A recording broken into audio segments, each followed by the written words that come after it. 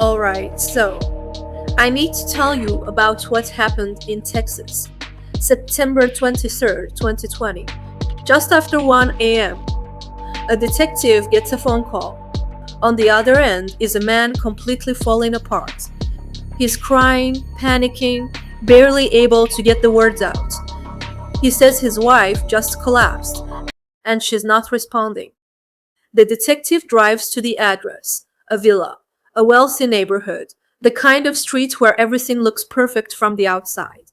He finds the husband at the door, drenched in sweat, face destroyed from crying, shaking. They go upstairs together, and in the hallway between the bedroom and the bathroom, there is a woman on the floor. Her name is Maria. She's breathing, but she won't respond to anything, won't open her eyes, won't move. The ambulance comes, they take her to hospital. 40 minutes later, she's gone. And this is where our story actually begins.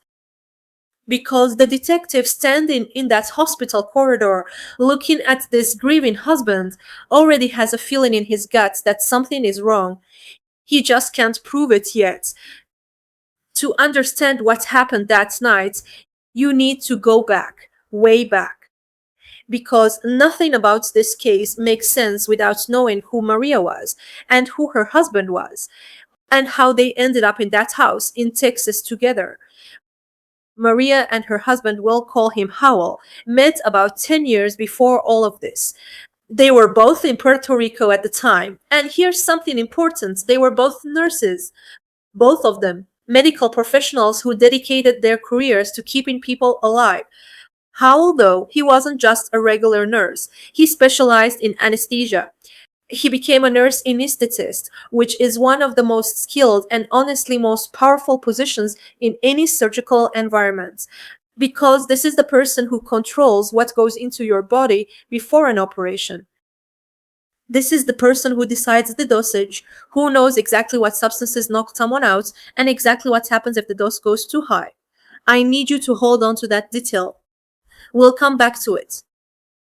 They fall in love, they get married. Howell, genuinely excellent at his job, starts getting offers from hospitals and surgical centers outside Puerto Rico. Eventually, a prestigious private clinic in Texas comes calling. Great money, real opportunity. He takes it. Maria follows him. She gives up her own nursing career, which she was good at too, just not as specialized, and they relocate together. And pretty quickly, the money starts coming in. Good money. Real money. The kind that buys you a villa in one of the best neighborhoods in the city, multiple cars, a life that looks from the outside like everything is exactly as it should be. Maria has their first child, then their second, born in 2018. She settles into life at home. She does some small business things with friends here and there. But her real focus, the thing that gives her life meaning, is her boys. And everyone who knew Maria will tell you the same thing. This was a woman completely devoted to her children, who lived for them, who would do anything for them. Remember that too, because that detail is going to matter more than anything else in this case. 2018. The same year their second child is born. This is when things start to shift. Howell's best friend Luis, who has known him for 10 years, who went to school with him, who runs a business with him, starts noticing changes. Small things at first. Howell starts going to the gym obsessively. His body completely transforms. He becomes very aware of how he looks, very invested in how other people see him. And then there's the thing with women at work. Luis tells investigators later that Howell started behaving strangely around female colleagues, buying gifts, showing off, posting on social media in ways designed to impress people, like a teenager trying to get attention, except this man is married with 2 kids and is nearly 40 years old. Luis notices it. He finds it strange. But he doesn't say anything, because what do you say? Maybe he's going through something. Maybe it passes. It doesn't pass. Because at some point, Howell tells Maria he's going to Europe, France, Spain. Something about needing a break. She stays home with the kids. And when he comes back, Maria discovers he didn't go alone. He went with a woman named Janet, a colleague, a nurse, working at the same clinic. Maria finds everything: the photos, the messages. She finds Janet's account, her address, every detail, and she discovers that Janet knew. Janet knew Hal was married with 2 young children and got involved with him anyway. Now, here's what I find really important about Maria in this moment. She doesn't explode. She doesn't immediately pack his bags. She writes about, she kept a journal, not a daily diary. She wasn't that type. But when something hit her deeply enough, she would write it down, process it, and in those pages, which police will find much later, you can see her wrestling with it. She writes about loving her home, her family, her boys, about not being able to just walk away from years of marriage. She also calls her closest friend Jasmine, tells her everything. And she says, "We talked. He apologized. He wants to make it right. He's taken me on a trip." She forgives him. She tries to move forward. But, and this is the part that matters, the affair with Janet never actually ended. Fast forward. About 5 months before Maria dies, Howell leaves the villa. No divorce papers, no official announcements. He just takes his things and goes. Maria tells people she assumes he's in a hotel somewhere, maybe at his parents'. She's not immediately connecting it to Janet. She's trying to hold herself together, trying to stay present for her boys. The relationship between them during the separation, surprisingly respectful, functional, two people who are clearly in pain but trying to navigate things without completely falling apart. For the kids, always for the kids.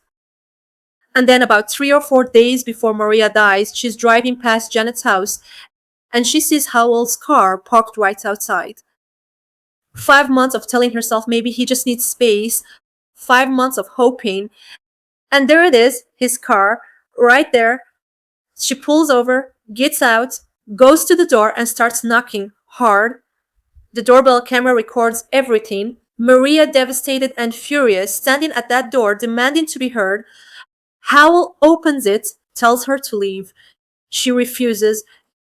Janet, inside the house, calls the police. Howell grabs Maria, puts her in his car, and drives away before they arrive. Tells her to calm down, go home, stop making a scene. Police show up at Janet's. Janet explains everything and trying to locate Maria. They call her phone. She answers, and in the background of that call, they can hear Howell screaming at her, telling her to put the phone down, telling her she had no rights. He doesn't know she's answered the police, but they can hear him, and they're recording. Later on, Maria's phone, investigators find a video she recorded herself that same day. She filmed him screaming, his face, his rage, his words. She was building a case. She was preparing to fight. 2 days before she dies, Maria makes her decision. She sends him a message. "We need lawyers. We're starting divorce proceedings." His response comes back almost immediately, and it's calm, too calm. He says, "Let's do this without lawyers. Clean break, no big claims. Save money, just between us." She agrees. She messages Jasmine that night and says it's finally over. Jasmine writes back, "I'm praying for you. I hope everything works out peacefully." She had no idea that was the last message Maria would ever send her. The night of September 22nd, 2020, earlier that evening, Howell messages Maria. He says he wants to talk. He's coming over. He says there are things between them that still need to be sorted: the kids, the house, the arrangements. He says he still loves her, that he doesn't want it to end like this. He asks, "Can we talk Monday?" She says yes. The boys are asleep in their rooms, the house is quiet, and Howell comes. What exactly happened inside that villa in the hours before 1 a.m.? We don't know from witnesses. We only have his version, and his version goes like this. Maria was upset, emotional, having some kind of episode. He went to get her medication, her antidepressants, gave them to her. Then went to take a shower, called out to her a few times from the bathroom. She didn't answer. When he got out, he found her collapsed in the hallway, called emergency services immediately. That's the story. That's what he tells the detective standing in his doorway at 1 a.m. And the detective listens, takes notes, asks a few gentle questions, and starts noticing things. The first thing, Howell said he'd been in the shower for about 10 minutes. The detective goes upstairs. He walks into that bathroom. It's completely dry. No steam, no moisture on the tiles, no wet towels, no water anywhere on the floor. Nothing. Not a single sign that anyone had showered in that room recently. The second thing, Howell is absolutely soaked in sweat. Not the kind of sweat you get from crying or being emotional, the kind you get from physical exertion.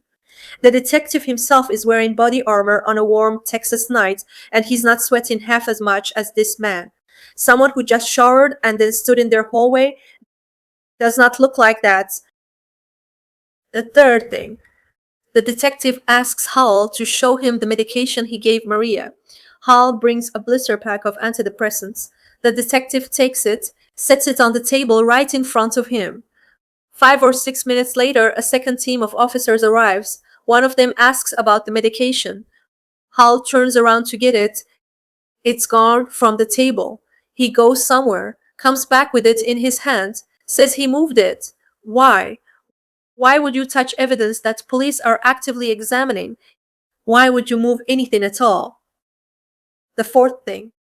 The detective looks at the label on that medication bottle. It's prescribed in Howell's name, not Maria's, his. A nurse anesthetist who handles medication professionally every single day, gave his wife his own antidepressants and apparently didn't notice the name on the bottle.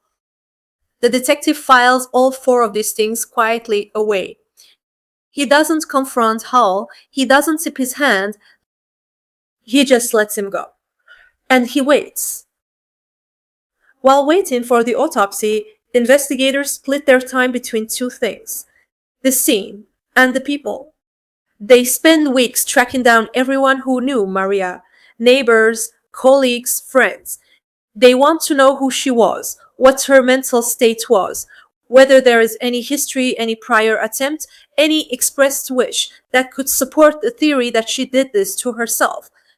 Because officially, the working theory at this point is still overdose, possible suicide. The detective isn't buying it, but he needs the evidence to say otherwise. Angela, Maria's closest friend, is one of the first to be interviewed seriously, and Angela is categorical. Maria was not suicidal. Yes, she had depression. Yes, the last couple of years had been genuinely painful. The affair, the separation, all of it. But Maria was the kind of person who held on, who showed up every morning for her boys, regardless of how broken she felt the night before. Angela says, I have never once in all the years I've known heard Maria say anything that suggested she wanted to die. If anything, the opposite, she was terrified of not being there for her children. She would say things like, how could I ever leave them? She could not. She would not. Louis Howell's friend is more conflicted. He loves Howell. He's known him for 10 years. He doesn't want to believe the worst. But he's honest with investigators. He tells them about the changes he noticed from 2018 onwards, the personality shift, the obsessive workouts, the behavior around women. He says, I don't recognize this version of Howell. This is not the man I met a decade ago. He says, I noticed he was changing. I just didn't know how far he'd go. And then there's Jasmine, Maria's closest confidante, the person she told everything to. Jasmine gives the detective the full picture: the Europe trip, the affair, the forgiveness that didn't hold, the 5 months of separation, the confrontation at Janet's house. And then she tells him about those last few days specifically. She says Maria had driven past Janet's house and seen his car. She was devastated, but she was past being surprised. She told me she was ready to divorce, that she was going to fight for the house, fight for the kids, fight for everything they'd built. She was not a woman preparing to die. She was a woman preparing to fight. Jasmine also tells the detective about that last message. She says, the night Maria died, just hours before, she messaged me. She said Howell was coming over to talk. She asked me to pray for her. I wrote back, I'm praying. I hope everything works out peacefully. Then nothing. No more messages. That was the last time she heard from Maria. Meanwhile, the investigation has pulled up something else that the detective wants to look at more carefully: the days leading up to Maria's death. Specifically, that confrontation at Janet's house, and what came immediately after. When Howell drove Maria away from Janet's house that day, Maria called the police from inside his car, and they could hear him screaming at her. But investigators also find on Maria's phone a video she filmed herself during that confrontation. She pointed the camera at him. She recorded his face, his voice, his rage. She was documenting. She was deliberately building evidence for a divorce proceeding. That is not the behavior of a woman who is about to give up on life. That is the behavior of a woman who is fighting for her future. And then, 2 days before she dies, she sends him the divorce message. His response: too smooth, too reasonable. Let's keep it clean. No lawyers, no big claims, just a simple separation. In America, and this matters, divorce law means a spouse is entitled to a significant portion of shared assets: the villa, the cars, the savings, everything they built over 10 years together. Half of Hollow's life potentially gone. He did not want lawyers involved. He did not want a formal proceeding. He wanted to control what Maria walked away with. And then he came over that night, talking about love, about not wanting it to end like this, about meeting Monday to sort things out. And Maria, who still believed in the possibility of a peaceful resolution, said yes. She let him in. 4 months after Maria's death, the full detailed toxicology report finally arrives. It goes to the chief of anesthesiology at the clinic where Howell works. His direct supervisor, a doctor named John. John reads the report, and then he calls the police. He tells them, I need you to sit down because there are not one or two substances in Maria's blood. There are 7: morphine, multiple sedatives, antidepressants, anesthetic compounds, and one substance, one specific drug that makes this doctor go completely pale when he sees it on the page. He tells them this drug does not exist in a pharmacy. You cannot prescribe it and take it at home. It is administered only one way, intravenously, injected directly into a vein. And it never leaves the operating room. It lives in exactly one place in any hospital: the anesthesia suite, the room where procedures happen, the room accessible only to the surgical team, the room Howell walked into every single working day of his life. And the dose, the concentration of this drug in Maria's body, the doctor tells them, is equivalent to what you would administer to 2 patients simultaneously undergoing major surgery. For someone lying in a hallway at home, that level doesn't sedate a person. That level stops a heart. And then the detail that makes everything collapse. The antidepressants, the one Howell said he gave her, the last thing she supposedly took before losing consciousness. Investigators checked the blood work. It's not there. Not in her blood at all. She never took it. The entire explanation Howell gave for why Maria collapsed, built around that medication. Scientifically impossible. The detective goes back to Janet. This time they offer her a deal. Talk to us, tell us everything you know, and we'll take that into consideration. Janet's scared, overwhelmed, caught between protecting Howell and protecting herself, starts talking. She tells them Howell had been increasingly panicked about the divorce. Not emotionally, financially. He knew what the law said, he knew what Maria was entitled to, and he was terrified of losing it. And then Janet tells them something that changes everything.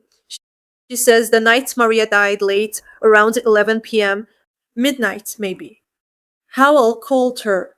And on that call, he told her what he had done. He told her he had injected to Maria, that he gave her something, his words were to calm her down. And he told Janet the name of the substance. Investigators ask Janet what was the name. She tells them the name matches the toxicology report. Exactly.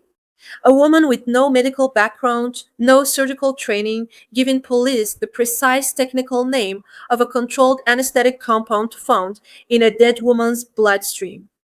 Because the man who administered it called her from that house that night while Maria was dying on the floor and told her, "There's one final detail, something the initial autopsy had flagged that the detective kept coming back to, a puncture mark on Maria's right hand. Small, clean, consistent with an intravenous injection. Maria was right-handed. Now think about this. If she had injected herself, a nurse, she knew how she would have used her dominant right hand to hold the syringe, which means she would have been injecting into her right hand, the same hand holding the needle. That's almost physically impossible to do cleanly. But for someone else, standing over her, approaching from the right side, taking her hand perhaps when the earlier sedatives had already made her drowsy and confused, and inserting the needle into her vein, that's easy. The morphine first, the sedatives, the mixture of antidepressants clouding her awareness, and then the final injection, the one only he could access, the one that stopped her heart. Howell is arrested. He denies everything at first, says Janet is lying, says Maria did this to herself. But the evidence doesn't bend. Eventually, he changes his story. He admits he injected her. But he says, and this is what he needs you to believe, he says he did it to calm her down. She was upset and emotional. He just wanted to help her relax. He says it was an accident. He didn't mean to kill her. A nurse anesthetist who knows with absolute precision what that drug does at that dose, who administers anesthetics for a living, who had to have calculated that the amount he put into her body was enough to stop her heart, who then stood in his doorway at 1 a.m. and cried for the detective, who sat in the hospital corridor and performed grief while his wife died 40 meters away, who called his girlfriend from that house that night and told her the name of the drug, an accident. In March 2023, Howell receives his sentence, life in prison, no possibility of parole, ever, the Neve. I don't know where Maria's boys are now. That information isn't public. I hope they're with people who love them, people who tell them about their mother, who make sure they know who she was, because Maria was someone worth knowing about.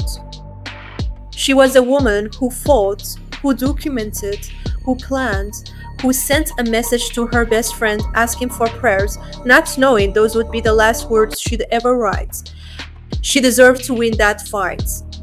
She deserved to watch her boys grow up. She deserved so much more than what happened in that hallway. What stays with me is how he thought he'd gotten away with it. The dry bathroom, the wrong name on the medication, the call to Janet with the name of the drug. Every single one of those things he thought nobody would notice. But the detective noticed the shower. The doctor noticed the toxicology. And Janet, the woman he trusted enough to call from that house that night, gave them the name. When you build a lie that carefully, you always leave something behind. Always. Tell me in the comments what was the moment this case shifted for you. When did you stop believing his story? For me, it was the dry bathroom. That one small thing he forgot to think. See you in the next one.